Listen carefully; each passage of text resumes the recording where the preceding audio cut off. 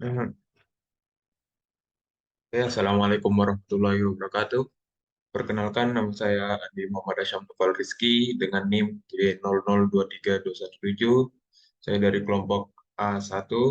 Di video kali ini saya akan em, memberikan laporan praktikum anatomi 1.2 sesuai kemarin praktikum dengan membahas-bahas soal yang telah diberikan.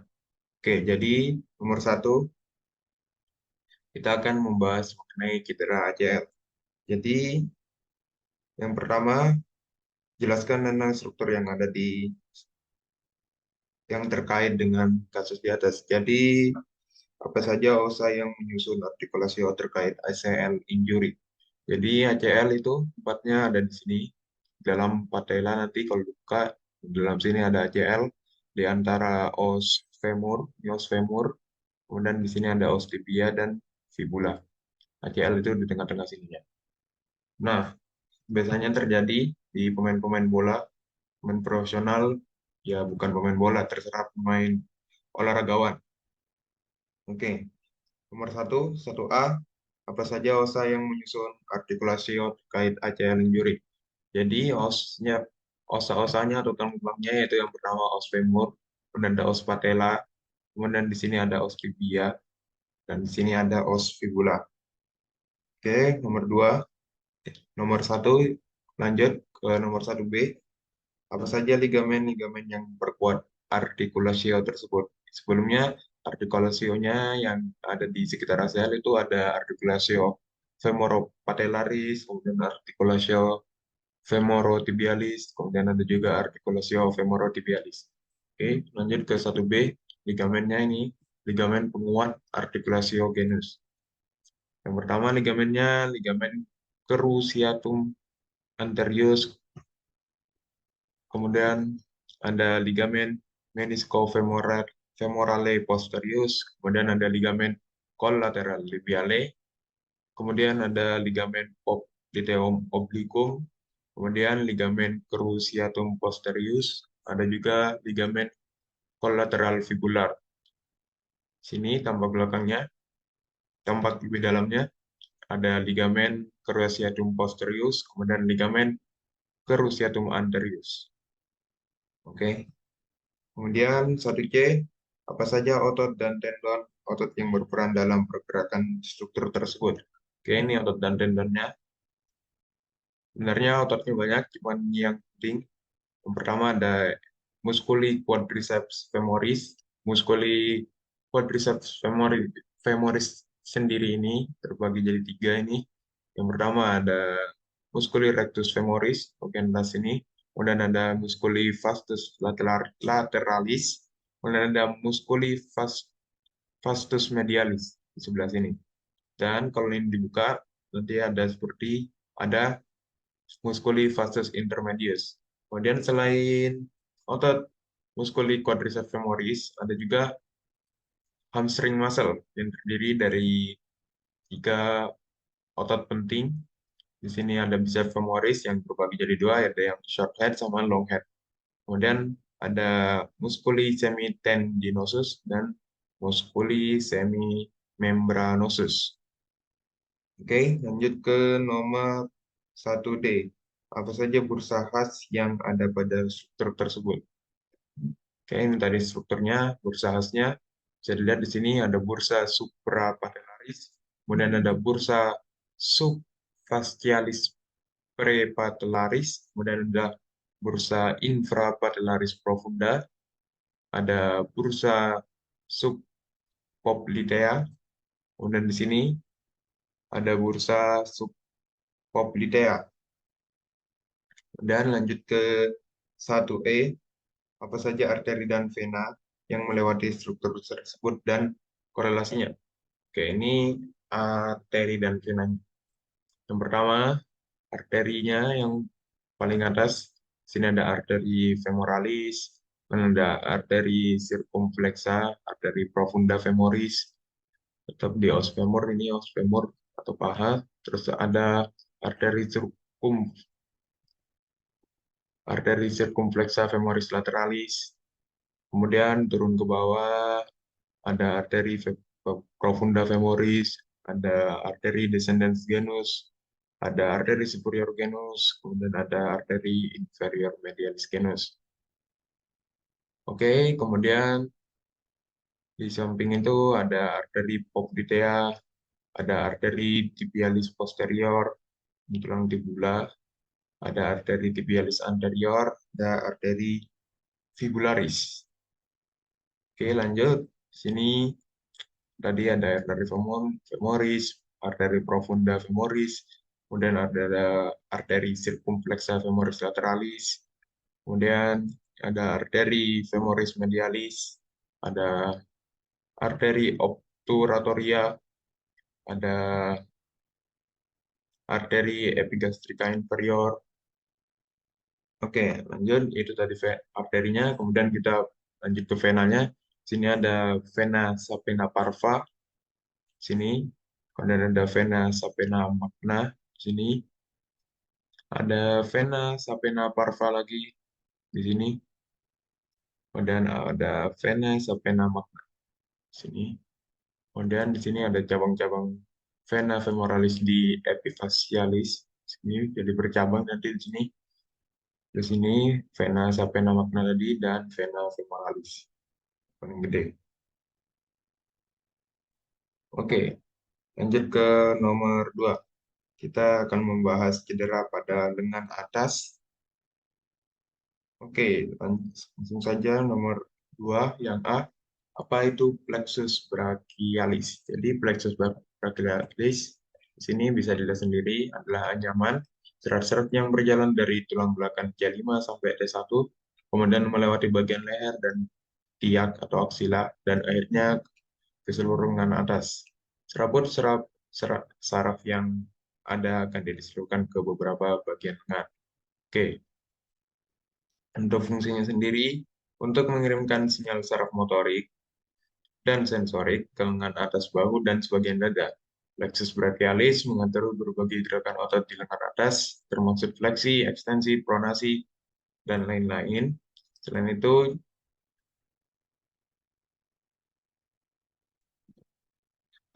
plexus brachialis juga mengirimkan sensasi seperti rasa sakit, suhu, tekanan, dan sentuhan dari lengan atas. Oke, jadi itu tadi plexus brachialis yang berada di bagian atas ini, lengan atas. Oke, kita akan lanjut ke nomor 2. B, bagaimana perjalanan dan pembagian plexus brachialis hingga menjadi perifer. Oke. Jadi pada awalnya nanti itu plexus brachialis kan tadi dimulai dari akar saraf C5, C6, C7, C8 hingga T1 disentuh tulang belakang, servikal, dan torkal atas. Kemudian setiap akar saraf ini pertama-tama menjadi ramus saraf yang keluar dari sumsum tulang belakang dan membawa informasi sensorik maupun motorik. Kemudian lanjut ke trunkus, ramus-ramus ini kemudian bergabung untuk membentuk trunkus-trunkus yang diberi nama sesuai dengan posisi relatifnya. Di sini ada 3 trunkus utama dalam plexus brachialis, ada yang superior yang dihasilkan dari C5 dan C6, kemudian ada yang medial atau medius dihasilkan dari C7, kemudian ada inferior yang dihasilkan dari C8 dan D1. Kemudian lanjut ke divisi di sini. Tiap trunkus membagi menjadi 2 divisi, yaitu ada anterior atau ventral dan posterior atau dorsal. Divisi anterior membawa sinyal motorik ke otot-otot lengan, sementara divisi posterior membawa sinyal sensorik dari kulit dan bagian lain lengan. Oke, lanjut ke fasciculus. Sini divisi ini kemudian bergabung untuk membentuk 3 korda utama dalam plexus brachialis, yaitu lateral. Kemudian ada yang berasal dari divisi anterior superior, sorry. Kemudian ada posterior yang berasal dari divisi posterol semua truncus, kemudian ada yang medial berasal dari divisi anterior inferior.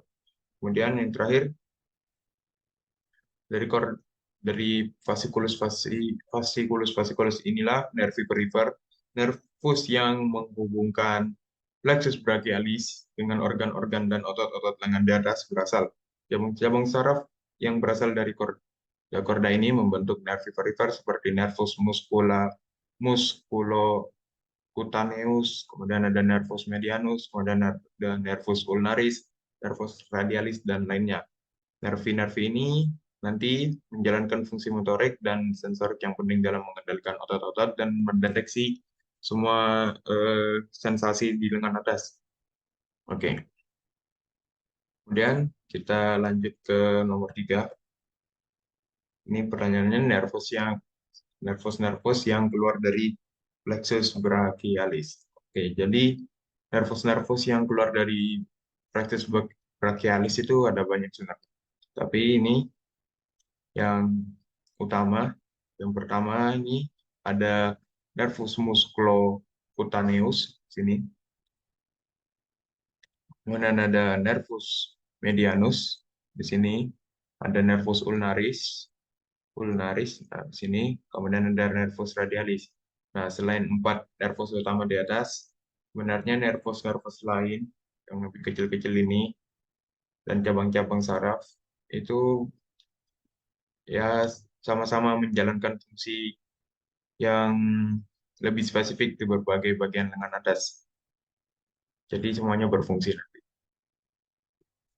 Oke, lanjut. Ini muskuli-muskuli yang diinervasi. Nomor 2D. Yang nomor 2 ya nomor 2D. Muskuli-muskuli tadi ada banyak kan. Cuman yang 4 utama, yang pertama nervus musculocutaneus. Ini C5, C6, C7. Ini distribusinya. Yang pertama ada muskuli coracobrachialis, kemudian muskuli biceps brachii, muskuli brachialis, dan lain-lain. Kemudian ada nervus radialis, ada di muskuli triceps brachii, muskuli anconeus, kemudian sebagian muskuli brachialis, muskuli extensor carpi radialis, kemudian ada muskuli supinator, muskuli extensor carpi radialis brevis, muskuli extensor carpi ulnaris, kemudian ada muskuli abductor pollicis longus, ada muskuli extensor digitorum, muskuli extensor digiti minimi, ada muskuli extensor indicis, dan lain-lain. Kemudian ada nervus ulnaris, ada di muskuli flexor carpi ulnaris, kemudian ada muskuli flexor digiti minimi, ada muskuli opponens digiti minimi, ada muskuli abductor digiti minimi, ada muskuli abductor pollicis, ada muskuli lumbricalis, dan lain-lain. Oke, kemudian nervus medianus tadi satunya. Nervus medianus. Oke, ini nervus medianus ada di muskuli pronator teres, ada di muskuli flexor carpi radialis, muskuli palmaris longus, dan ada muskuli flexor digitorum superficialis, muskuli abductor pollicis brevis, muskuli pollicis brevis, muskuli opponens pollicis, ada muskuli lumbricalis 1 dan 2, dan lain-lainnya. Oke, lanjut ke nomor 3. Muskulus penyusun regiodorsum dan cara mudah menghafalkannya. Jadi nomor 3, muskulus penyusun regiodorsum di atas dan cara mudah menghafalkannya. Oke, yang pertama ada skeleton trapezius di sini. Mungkin cara menghafalkannya trapezius di sini kita bisa ingat-ingat bentuknya seperti segitiga di bagian belakang sini. Kemudian ada muskuli latissimus dorsi, tepat di bawahnya sini. Kemudian ada muskuli levator scapula seperti namanya scapula. Jadi ingat-ingat di scapula di sini. Levator scapula, kemudian ada muskuli rhomboid minor yang kecil, ingat minor itu yang kecil, kemudian rhomboid major yang besar. Jadi ya begitu apa namanya, trapezius tadi seperti segitiga, kemudian latissimus dorsi itu di bawahnya trapezius, levator scapula dekat scapula, kemudian ada rhomboid minor yang lebih kecil, dan rhomboid major itu yang lebih besar. Oke, ini inervasi origo insersio dari musculus regiodorsum. Oke, tadi yang pertama muskuli trapezius yang segitiga tadi yang bilang origonya ada di protubranchia occipitalis externa dan ada proses penesus VC7, kemudian insersianya sendiri ada di clavicula, spina scapula dan acromion, dan dia ini dinervasi oleh nervus accessorius. Oke, kita lanjut ke latissimus dorsi yang tadi berada di bawahnya muskuli trapezius. Muskuli latissimus dorsi. Origonya ada di processus spinosus VT7 sampai 12, kemudian ada di spina iliaca, kemudian ada di 4 costa bagian bawah. Insersinya sendiri ada di sulcus intertubercularis femeri dan dia diinervasi oleh nervus thoracica. Oke, kemudian ada muskuli levator scapula. Muskuli levator scapula di sini yang tadi di scapula. Origonya ada di processus transversus VC 1 sampai 4, terus ada insersinya ada di margomedialis scapula, inervasinya sendiri oleh nervus dorsalis scapula. Lanjut ke rhomboid major, ingat major tadi yang besar.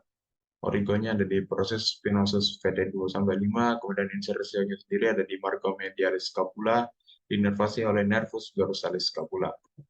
Lanjut ke minor tadi yang kecil, muskuli rhomboideus minor. Origonya sendiri ada di proses spinosus VC7 dan VT1, insersinya sendiri ada di margomedialis scapula, dan inervasinya di nervus dorsalis scapula. Dan lanjut ke nomor terakhir, 3B, kita akan membahas mengenai wing scapula. Jadi, ini gambarnya di scapula normal, scapula yang mengalami winged scapula. Oke, jadi wing scapula, wing itu seperti bersayap, jadi seperti muncul sayap. Jadi wing scapula itu kondisi di mana scapulanya atau tulang belikat dalam keadaan yang tidak baik, sehingga ya hal ini nanti akan mengganggu aktivitas fungsional pada regio atas atau pada bagian ekstremitas atas. Jadi nanti mengganggu aktivitas pada bagian ekstremitas atas. Oke, kemudian untuk bagaimana itu bisa terjadi sendiri. Jadi of wing scapula ini terjadi akibat gangguan saraf di otot yang menyangga tulang belikat sehingga terjadi ketidakseimbangan dan pergerakan tidak normal pada tulang belikat. Jadi nanti itu wing scapula ini seperti apa ya? Jadi tulang belikatnya itu nongol ke belakang itu nanti akan membentuk seperti wing atau bisa disebut sayap. Nah, itu. Oke. Oke, mungkin sekian laporan praktikum dari saya. Terima kasih. Wassalamualaikum warahmatullahi wabarakatuh.